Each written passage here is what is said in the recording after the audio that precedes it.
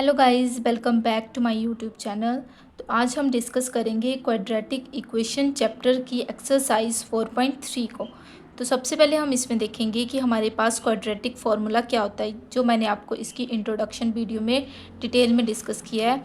तो यहाँ मैं देखूँगी, सबसे पहले आपको बताऊँ कि क्वाड्रेटिक फार्मूला होता क्या है। तो क्वाड्रेटिक फार्मूला जो है हमारे पास वो क्या है, हमारे पास -b plus minus root b square minus 4ac divided by 2a हमारे पास क्वाड्रेटिक इक्वेशन होती है, जिसमें हमें पता है a b और c। ठीक है, जो क्वाड्रेटिक इक्वेशन होती है वो क्या होती है हमारे पास ax² plus b x plus c is equals to 0 इस फॉर्म में होती है।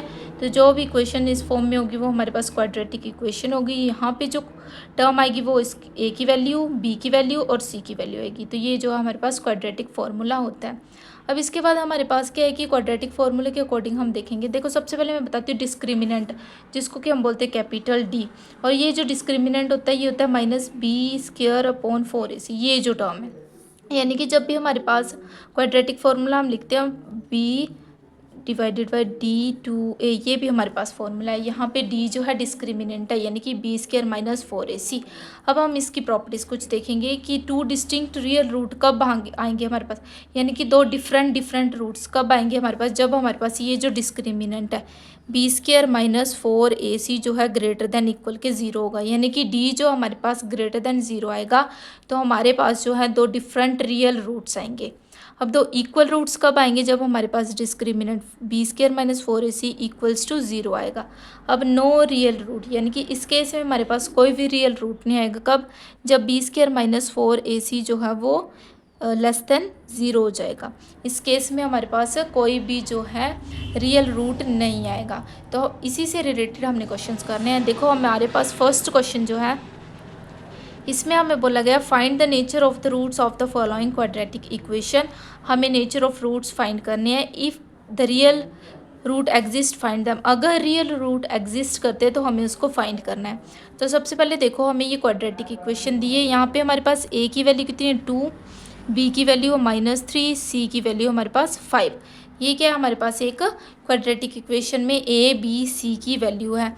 अब देखो हमारे पास क्वाड्रेटिक फॉर्म, अब हम डायरेक्ट कैसे पता लगा सकते हैं कि रियल रूट एग्जिस्ट कर रहे हैं कि नहीं, इससे हम डिटर्मिनेंट निकाल के, यानी कि b² - 4ac की वैल्यू को फाइंड करके हमें पता चल जाएगा कि रूट एग्जिस्ट कर रहे हैं। जब लेस देन 0 आएगा तो यानी कि हमारे पास रियल रूट एग्जिस्ट नहीं करेंगे। और इसने बोला अगर रियल रूट एग्जिस्ट कर रहे हैं तभी हमने जो आगे फाइंड करना है। अगर रियल रूट जो है एग्जिस्ट नहीं करेंगे तो हमें आगे फाइंड करने की ज़रूरत नहीं है। ठीक है, तो सबसे पहले हम यहाँ से देखेंगे कि रियल रूट एग्जिस्ट कर रहे हैं कि नहीं। तो b² - 4ac, b की वैल्यू -3 का स्क्वायर -4 × 2 × 5, a की वैल्यू, c की वैल्यू। ठीक है, तो 3 3 ज़ा 9 -4 2 ज़ा 8 8 5 ज़ा 40, यानी कि मेरे पास क्या आ गया माइनस का 31। अब ये 0 से क्या है, छोटा है, क्योंकि माइनस वाली टर्म है। 0 से इस साइड सारी पॉजिटिव, इस साइड सारी नेगेटिव, यानी कि नेगेटिव वाली जो है लेस देन 0 आ रहा है। तो यानी कि हमारा डिटर्मिनेंट जो है वो लेस देन, डिस्क्रिमिनेंट जो है वो लेस देन 0 आ रहा है। तो यानी कि it has no real roots exist. अब यहाँ पे दो जो है रियल रूट एग्जिस्ट नहीं कर रहे हैं तो हम इसको आगे फाइंड नहीं करेंगे। अब देखो सेकंड क्या है आपके पास 3x² - 4√3x + 4 = 0। अब मैं यहाँ पे देखूँगी, देखो a की वैल्यू है मेरे पास 3, b की वैल्यू -4√3, c की वैल्यू हमारे पास 4। तो मैं क्या निकालूंगी, अब डिस्क्रिमिनेंट निकालूंगी। तो डिस्क्रिमिनेंट क्या आ जाएगा हमारे पास b² - 4ac। अब b का स्क्वायर यानी कि -4√3 का स्क्वायर -4 × 3 × 4, ये आ गया हमारे पास। अब इसका जब मैं स्क्वायर कर रही हूँ तो देखो स्क्वायर में क्या आएगा, पहले तो माइनस माइनस प्लस हो जाएगा स्क्वायर में, 4 4 ज़ा 16, और देखो इसके साथ ये रूट कट जाएगा। ठीक है, ऐसे है ना, √3 का स्क्वायर ये कट गया, 3 रह गया। ऐसे ही था -4 का स्क्वायर यानी कि 16, तो क्या आ गया ×3।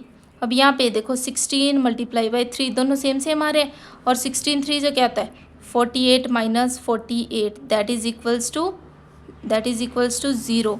यानी कि मेरे पास क्या आ रहा है, मेरे पास आ रहा है कि डिटर्मिनेंट जो है वो 0 के इक्वल आ रहा है। और जब 0 के इक्वल आता है तो दो रियल रूट एग्जिस्ट करते हैं हमारे पास, ठीक है। तो हम क्या करेंगे, अब इसके जो रियल रूट एग्जिस्ट कर रहे हैं उनको हमने फाइंड करना है। तो इसके पास क्या आएंगे, इट हैज़ 2 रियल रूट्स। इसमें 2 रियल रूट्स है। अब क्वाड्रेटिक फॉर्मूले के अकॉर्डिंग हमने जो है आगे सॉल्व करना है।